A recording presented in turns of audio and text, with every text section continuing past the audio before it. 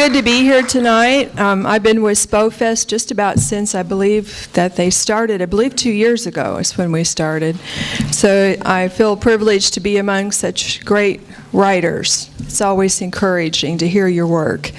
My first poem, if you remember Walt Whitman, if you know anything about him, I don't know a lot, but he wrote a poem called "O Captain, My Captain," and that happened to be as a tribute to Abraham Lincoln.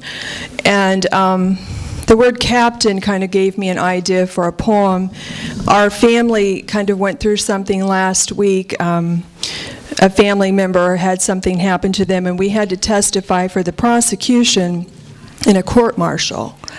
And just at the right time, I believe, a certain captain was sent to us to help us with this. He was the prosecutor.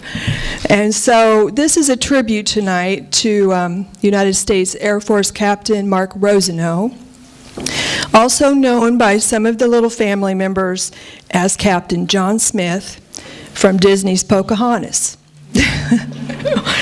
So this is my little rendition, and thank you to him. Our captain, protector, you came to us on the high seas, a week of treacherous rain and waves battering our vessels, our stooped bodies braving the squall, heads tucked low, silent weeping, little sleeping, storm raging all around us. You stood stalwart, facing, badgering the elements with your captain's stance, leading us through. Our captain, watching out for the little one, the small princess smiling, curly hair a-blowing in the wind and the harsh winds of scrutiny. The brave princess so small a-smiling. Oh, captain, with your wings protecting the women and the children, with fierce eyes blazing, guiding us through the darkness, the suffocating darkness. The suffocating darkness of predator winds and seas, you roared at the wind. Do you see the mother weeping? Weeping for her children? Enough, enough, you treacherous. See, you predator wind, leeching leprous ogre of the night. Lightning flashes with the movement of your eyes, illuminating the serpent darkness, enlightening the vessel. Dispelling the night, our captain. Stepping forward, jaw squared, shoes shined, ribbons trimming your coat, you point to the tempest and denounce its existence until the sky opens and the heaven gathers the storm. A fistful, tossing the ogre into the depths of the sea. With flaming eyes, you watch evil sinking into the depths, chained forever in a forgotten darkened prison. Our captain wipes tempest-soaked tears from our eyes. Our captain, our protector, gives his hand to us, pulling us upright, helping us to stand again upon the deck of our ship. Behind him, the sun breaks forth, reflecting on a sea of calm glass.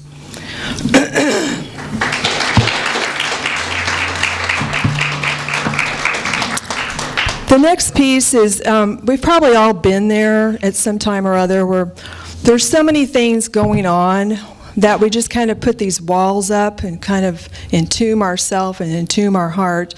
And then we have someone that can just come and with a touch or a word, they can undo all that iciness and help us breathe and live again.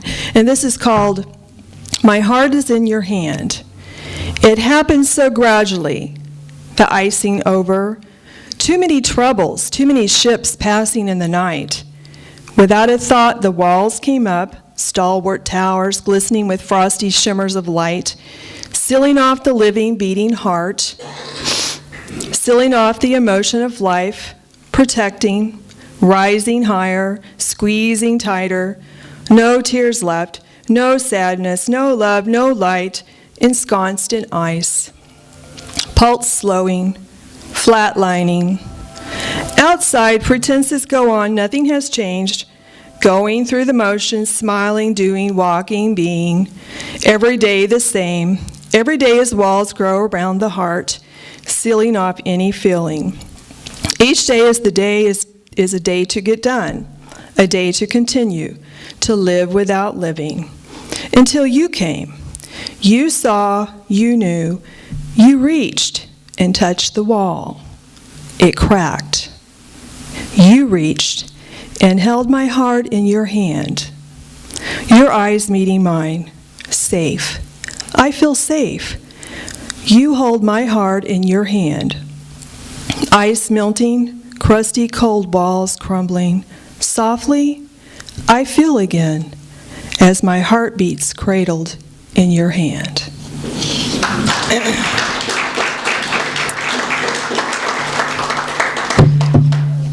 This last piece was one that I created in the class that I taught, that Doug talked to you about a while ago. I taught a poetry and photography. There you go. Photography class. I'm very tired tonight.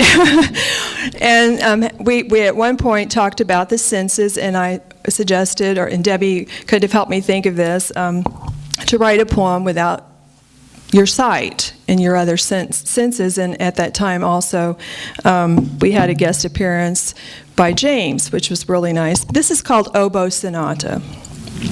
And actually, I had thought about playing, when I created this, I had read it at home with Gabriel's oboe that's being played by Yo-Yo Ma. But I didn't know if we could do that here tonight because it's copyrighted. So anyway, you can imagine a cello in your head, or a cello and an oboe.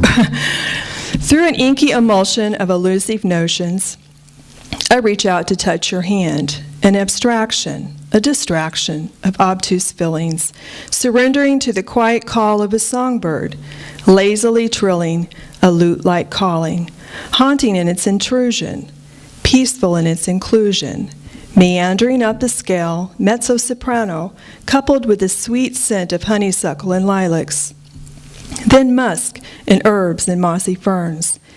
Air sings in the treetops, gently roaring, pushing wisps of hair across my face.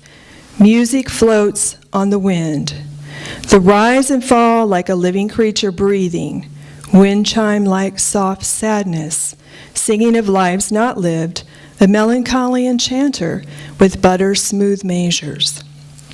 Oboe Sonata, Gabriel's oboe, like angels' voices ascending heavenward on the breezes of my youth. Thank you.